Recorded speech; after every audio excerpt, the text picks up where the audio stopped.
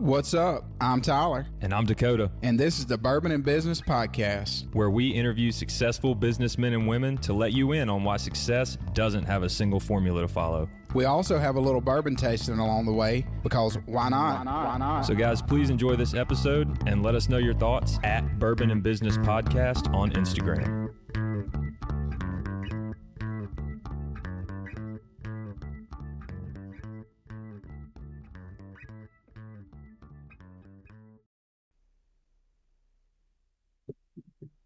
Coming to you from the Bourbon and Business Studios here in the Capitol Club in Jackson, Mississippi. I'm Tyler. And I'm Dakota. And this is the Bourbon and Business Podcast. It's cold today, Dakota. It is cold today, Tyler. You threw me off. You always say downtown Jackson, Mississippi, and you didn't this time. I left the downtown out. I'm sorry. It's okay.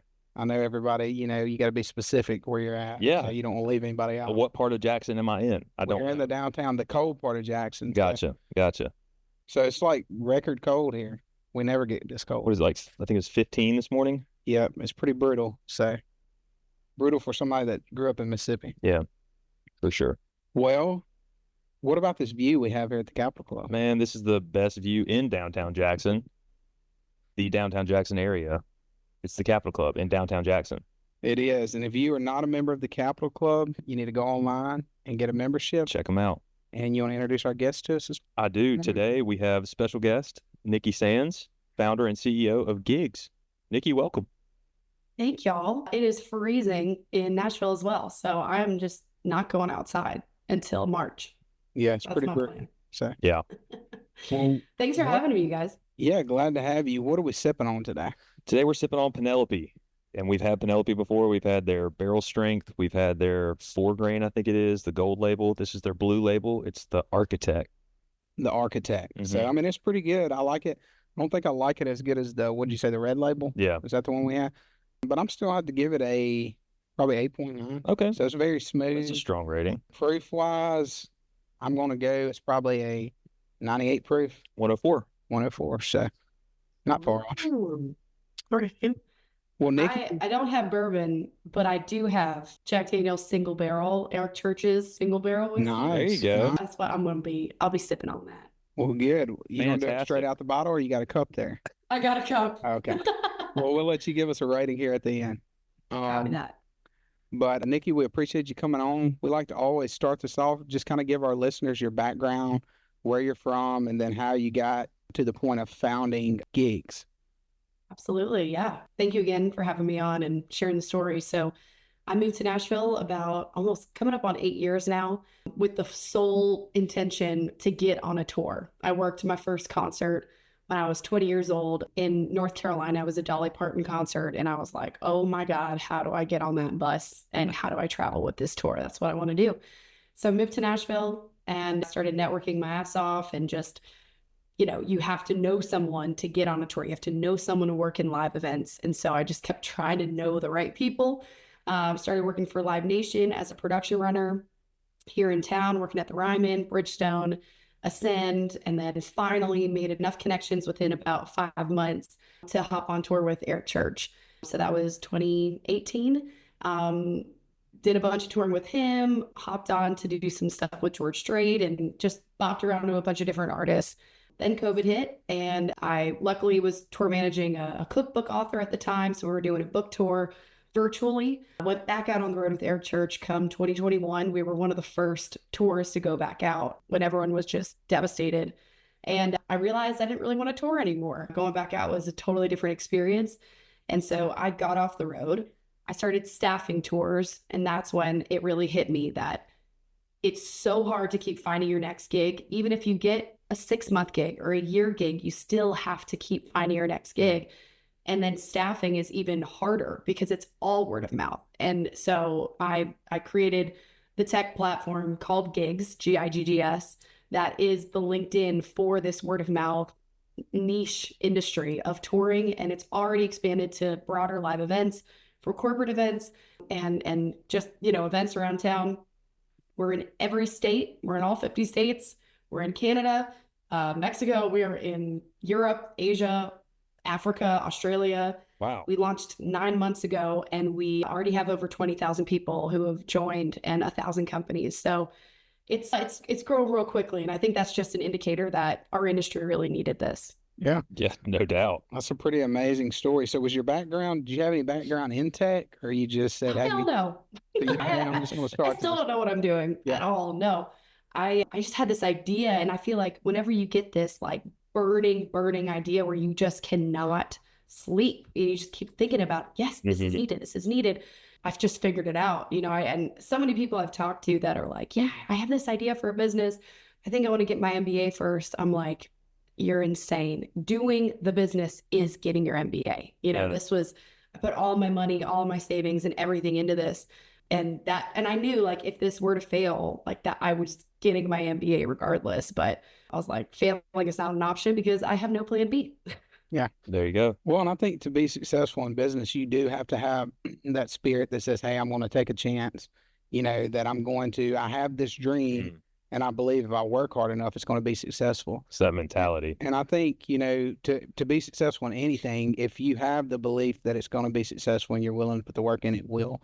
It may not look exactly what you thought it would to start with. I'm sure what you thought gigs was going to be at the very beginning, it's probably evolved some, but 100%. but having the willingness to put the work in. So congratulations to you. No, thank you. Hey, there's so much to do. There's so much more. So after, bootstrapping it lasted for, I would say, a good 6-7 months with, starting with a development company based in Poland that ended up so not working and taking a lot of my money, going to a next company based in the Ukraine. Same deal happened, but took the last of my money. And so then I had to start a capital raise, summer of 2023. Meanwhile, I thought we were going to launch this product in the spring of 2023. So shifting that, running out of money, didn't have a final product, realizing and it was just me. I was like, what the hell am I doing? I don't know anything about tech and, all that doubt. But then I started raising capital. Right now, I have 28 investors, all kind of angel seed stage. I've raised $850,000 and now we're finally, generating revenue. And so it's keeping us sustained, but man, oh man, raising capital is horrible. And it's kind of like, if you assume the role of CEO, that's what you're doing. Yeah, you got to look into the belly of the beast at that point. You are asking people for their money and you have to tell them why it's important that they give it to you. Yeah. And it's kind of like, getting those first few investors is hard. And then getting the next to follow in becomes slightly easier because you're selling them on the idea. And this, you have this whole deck and you're like putting a value to this company that maybe doesn't exist. Then going in of all right, here's some success. I have 1,000-person wait list and we have now X amount of companies.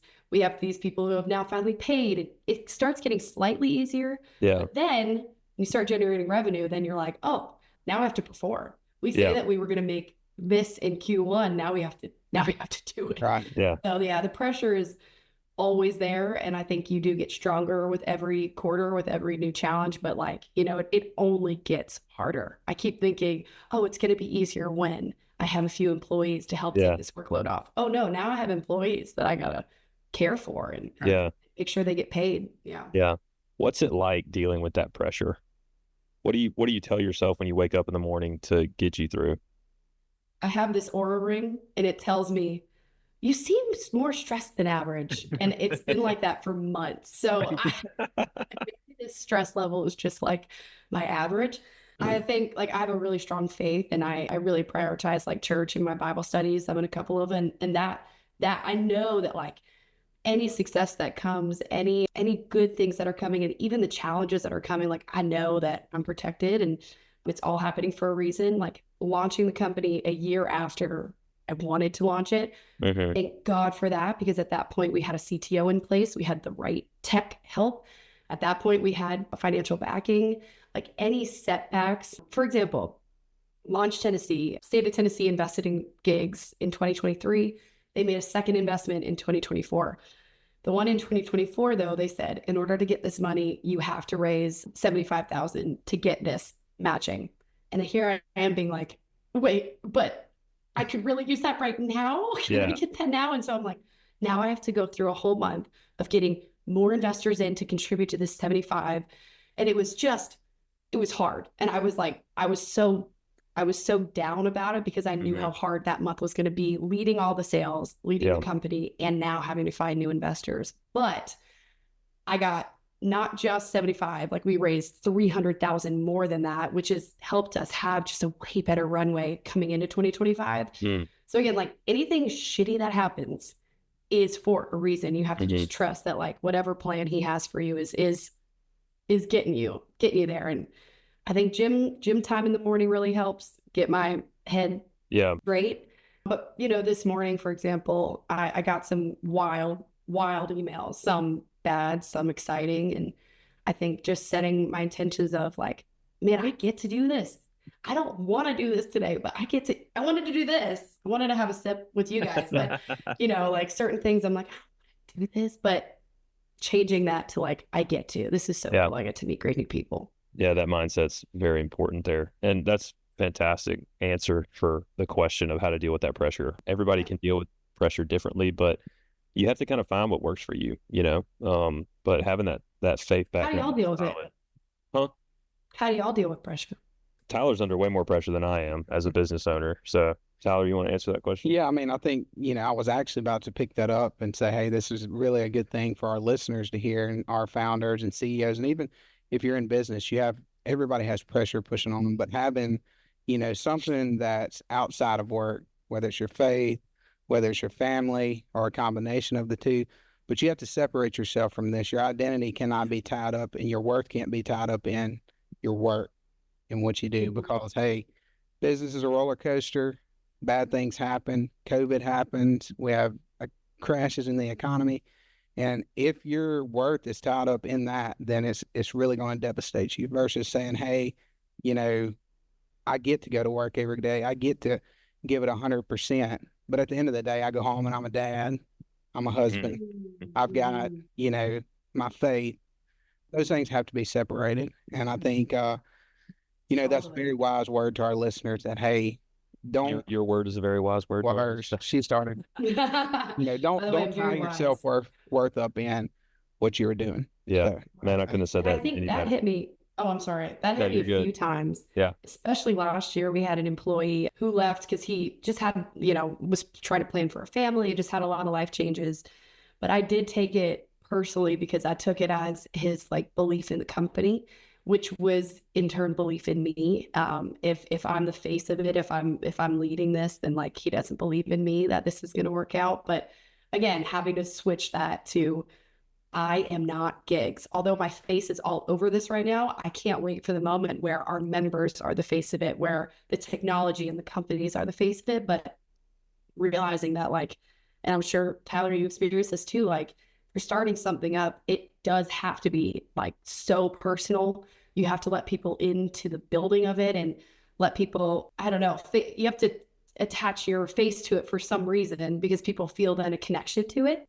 But then if your face is too tied into it, then any failure is also on you. So yeah, I think I still struggle with that, but yeah, I think yeah, I think everybody struggles with it to a point, but it's good to hear that, hey, there are other things that we need to pour our time into as well. And if you're not taking care of yourself, like you said, you're not working out, if you're not, taking time where you're not in the business 100% of the time, like, it is going to affect you mentally.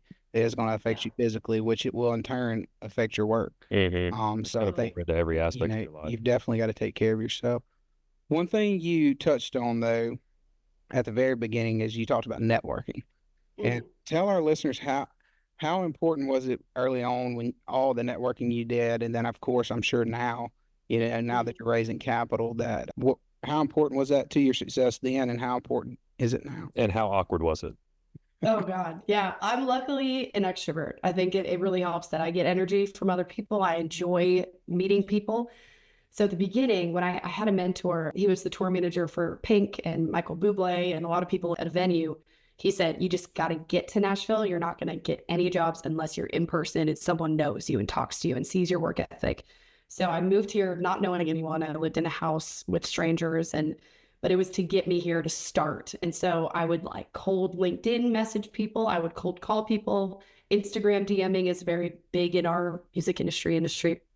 So anyways, I I would get some responses, and then I would meet someone. I shadowed someone at Bridgestone Arena doing like the Kesha Macklemore concert, which was like, what's happened to them? I don't know. And then we, from there, then they introduced me to Live Nation, and then working those. And you just have to be so patient with every gig you get. You have to follow up with them. You have to be like, hey, I'm ready for the next one. Whatever you want me to do. You're ready for me to pick people up from the airport? I'm there. And so when finally, you have to be super aggressive. Like finally, I got a gig working Eric Church's like Christmas party for his crew, and I was doing catering. And I worked at like in college, I worked at Chili's, and I was like, I never ever want to work in the restaurant industry again. But then they're like, you want to work catering for Eric Church? And I'm like, well, I have to say yes. And so, doing that and just talking to people like, if you need anyone, I want a tour. I've never done it, but I'll work hard. Please give me a shot. And they were just saying, now we got people filled up. And I followed up in an email saying, I will work harder than anyone you'll ever meet. Just give me a chance. So they gave me a chance the next day at rehearsals doing catering for them at Municipal Auditorium. And they ended up hiring me and firing that other person. And so I think like that taught me that like you really do have to be aggressive in your networking, that you need to be like, hey, do you have 15 minutes for a phone call? Please, I want to pick your brain. Can you introduce me to someone? Follow up, stay in touch with people. I share the story that my first meeting I had in Nashville was a family friend set it up, and he was a banker here in Nashville. I'm like, I just want to get on the road. How do I get on the road? And he goes, I don't know. Like, I'm in banking. Like, you just got to meet the right people. So I left that being like, damn, that kind of sucks. I didn't get anything from that. I kept in touch with him. I kept him, when I went out with Eric, when I went out with different artists. And then finally, when I started the company, when I started gigs, I said, hey, Andy, I have this company. I would love to talk to you. We met. He actually has invested in the company twice. He was one of the first investors. And so you never know when someone in your network is going to actually come back in your life or how you can help them eventually. But that's also what I found when starting this company is like, okay, I could go get my MBA and learn like the right way to go about business, or I could just meet every person I could.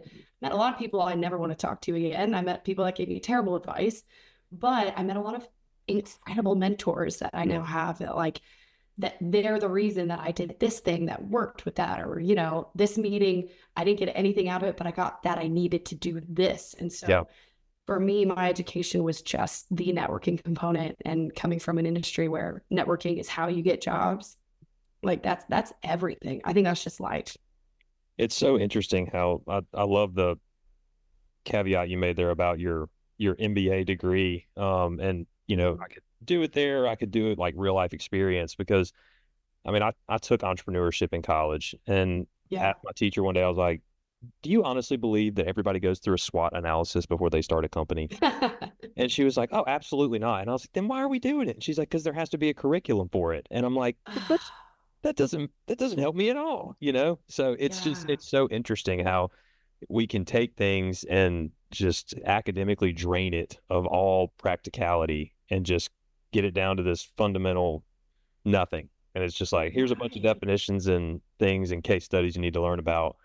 But when you get out there, just throw all of that out the window and good luck, because that's what it's actually going to be like. What you don't feel in school is, holy crap, we have half a month of runway and I need to pay these employees. How am I going to do that? Like, you don't feel the pressure and the super lows of entrepreneurship that like is necessary. And it is like, well, if you got to feel that to know, is this really for me or not?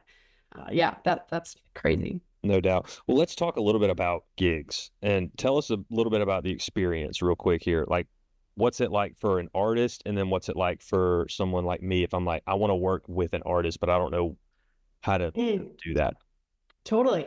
Yeah. So that's the very first thing, is we are really for everyone who's working a show backstage. So this is for the tour managers and production managers, catering, lighting, audio, video, rigging, carpentry, makeup artists, bus drivers, VIP, like everything. You have no idea that like, I'm curious, who's y'all's favorite artist of all time? Who would you pay like an absurd amount of money to go see?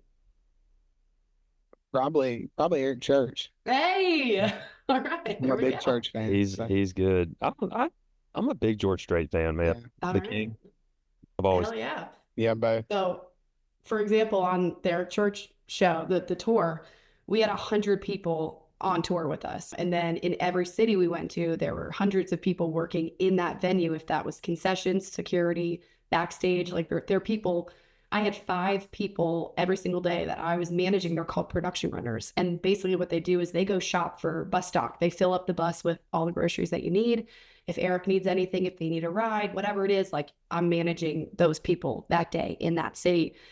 So I don't think you realize when you go to a show, it's hundreds of people behind the scenes, and it's not as glamorous as you think it is. It's a really tough job, but it's so rewarding. And every time I talk with people, I'm like, why do you still do this? It's a really hard life to get up at 6 a.m. in a new city, load in. It's a very physical job. You load in, you have the show, you load out, you get back on the bus at 2 or 3 a.m., sleep for a couple hours, wake up in the next city at 6 a.m., start it again. And, you'll have back to back to backs. On country, you'll do like 3 shows in a row. With regular touring, think like rock, pop, hip hop. You'll have a concert on like a Monday or Tuesday. Country, you only have it on the weekends. That's why you call it weekend warrior touring. So country, you're out Wednesday to Sunday, and regular touring, you're out maybe for 6 months or a year. But it's a tough life. And they always say like that moment when you go to a show, the lights go down, the house music cuts out, and then like, boom, the first opening song starts. Like, it is such a crazy drug that I think everyone loves, but I think that's why everyone behind the scenes still do this. So gigs is for the gig workers, the people who are working it. That includes also the band members. Like we still have people on there that are, any backup vocals, utility players, guitar, drum, all that. But then, that's the techs, the people who are tuning the guitars and setting everything up. Like it's really for the people behind the scenes that people don't really know about. And it's an incredible career that also we really need to educate our high schools and colleges that like you can make a lot of money, you can have an incredible life. We need more people in this industry right now. So like 25% left the industry after COVID. So, well, you have tours like Beyonce and Taylor Swift that are making billionaires out of people, like that's crazy, generating billions of dollars from touring in, I think it was just in like a year or two, right? That's insane. Which is, it's nuts. But the amount of people that takes to put that together is, it's nuts. Yeah. And I think the fans, obviously the fans just see the finished product. So they see the artists come on stage. But like you said, most people don't think, hey, everything that went into getting this person on stage, like this moment, the lights right, the smoke, even, getting them there, the food, whatever, like people don't think about that. What's in the cup they're drinking on stage. You never know. So, really cool concept. Well, tell us about, so you were featured on Entrepreneur TV, elevator pitch, and then you were able to close a deal with, I think, Netflix CEO. Yeah, that was a wild experience. That was last year. Yeah, I was in a pitch competition here in Nashville. I ended up winning that, which got me onto this TV show. Entrepreneur Magazine has a really cool, it's like Shark Tank. And so I flew down to Florida. That's where they were recording. And Is that the one you ride up in the elevator and you pitch it? Right. Yeah. Oh, my goodness. What you don't know is it's 2 separate elevator sets. So you go from one elevator, you see if you got it or not, and then you go over to another elevator, just open the doors. Yeah. But basically you're in an elevator, you got 60 seconds to pitch.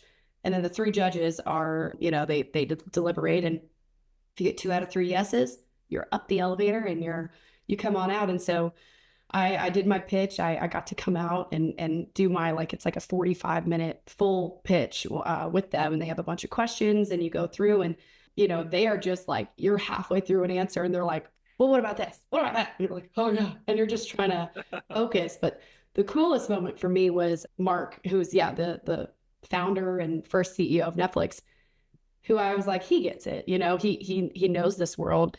He goes, I'm curious, who, all the camera people, everyone backstage here, raise your hand if you would use something like gigs. And all these hands go up. And I had even like the artist liaison, and I had the makeup artist, and all these people backstage that were like running the sound and video. And they're like, it was great. And so anyways, got a deal with Mark. He wanted to invest. And that was just such a crazy, gratifying moment of people get it.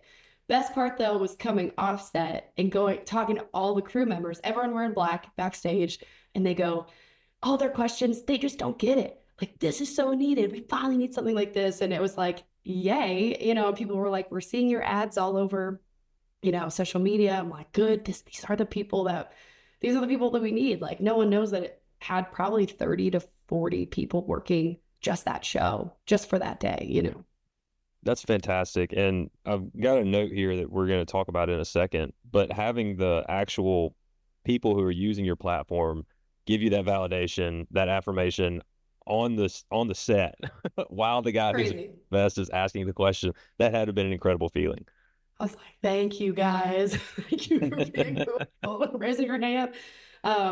Yeah, because I work TV shows too. I worked the Super Bowl, I worked trade shows. So like the gigging professional is someone that is on the road, is working sports and TV and film. It's like the same person that can run cameras for a sports game. Geez, so this is how far out of sports I've been. But for like a football game, can then also run cameras for a TV show or a commercial or a music video. And so it's the same people.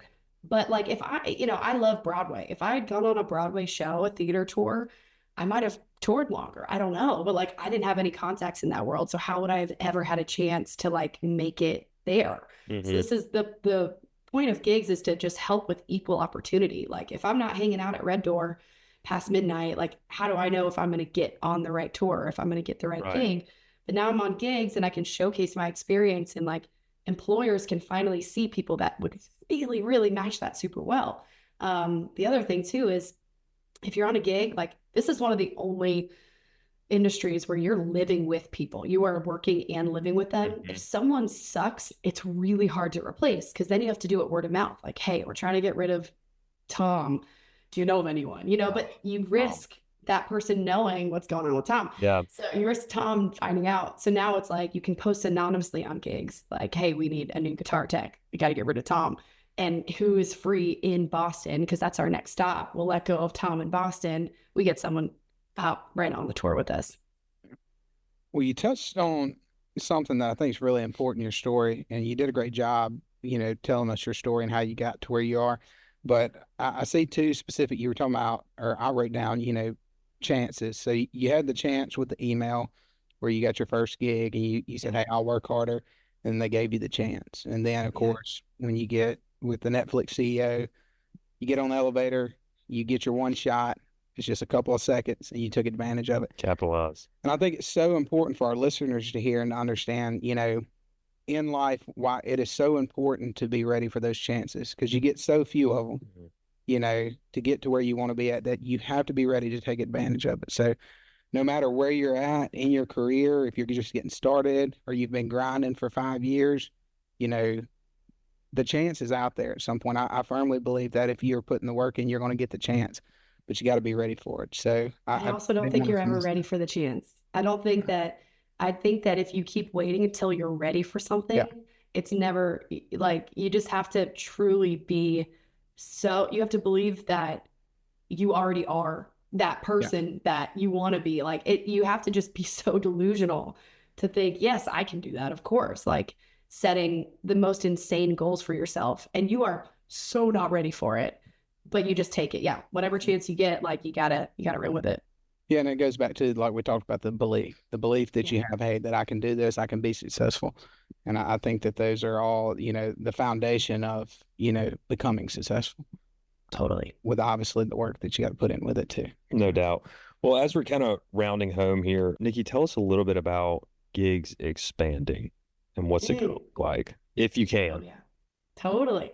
I'm so excited for it. So the goal is to, really get this niche market done right first, in concerts and in corporate events with production companies, artist management, tour managers. Those are our main, and venues are our main, market right now.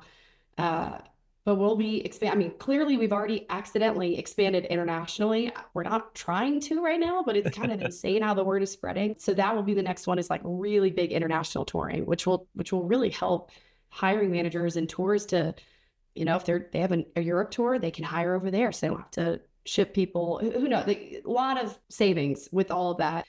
But I'm really excited to expand into sports and TV and film and all, like, trade shows. Like if you think of any live event that's happening, I want you to be able to find people to work it on gigs. That is, the hub, the networking of it all. We've had a couple events here in Nashville. 200 people showed up in December, and people got jobs from it, and it was extremely successful. I can't wait to have more of these events across the country. LA, New York, and Orlando, I believe we're having this year, but want to get all around the country of like, hey, we don't have a network. We don't have like a corporate network thing that we do in this industry. Gigs, we go to like dive bars, places that we all just want to hang out and get to know each other. And so that's, networking opportunities, educational resources, training opportunities, and international expansion. It's fantastic. Yeah. Congratulations. Well, for all our listeners that are listening and say, hey, maybe they are in the space that they work and they're doing gigs, how do they find your platform? Yeah, if you go to giggs.live, gigs.live, you can follow us on socials, gigs.live, also, I think TikTok, all the things. We have a podcast called The Gigs Podcast where we're interviewing the very best in the live event industry. We just had Beyonce's tour manager on and Post Malone's tour manager and just some really impressive, cool people that you otherwise wouldn't really hear from. And join us a professional, join us an employer. Again, we got over 20,000 people already in 9 months, so I'm excited to really expand this year. Well, nice. Well, Dakota, you want to give us your thoughts on the bourbon? Man, I love it. Great flavor, nice oaky feel to it, which I enjoyed. I'm going to go to 9.1. 9.1. Yep. And Nikki, what about yours? Oh my gosh. Can you give us a rating on it out of a scale of 0 to 10, I guess? Absolutely. This is, let's see. So it's the single barrel. It's like his blend of Jack Daniels, 47% alcohol. I love this. I think it's also just like a really fun to think back. We would drink this on tour and then we'd sell the empty bottles as merch. And so like, I'm just going to give it a good old 10 because really good people out there. Fantastic. Fantastic. There's sentimental value there too, for sure. I'll have to send you guys. I have some other stuff I can send y'all. Yeah. Nice. Bring it on. Well, we'll give that a 10, and then we will give the Penelope a 9.0. Fantastic. I think our sponsors, Cheers Vineyard. If you are in the Gluckstadt area or the Jackson area, go to Cheers Vineyard and get you a bottle of Penelope. And for all our listeners, however you stream this podcast, if you would give us a rating and follow us on socials, and we will see you next week. Thank y'all. Hope you guys enjoyed this episode. If you have any feedback or would like to be featured, reach out to us at bourbonandbusinesspodcast@gmail.com. Or find us on Instagram at Bourbon and Business Podcast. Thanks again for listening. Follow us for more content and info on the next episode.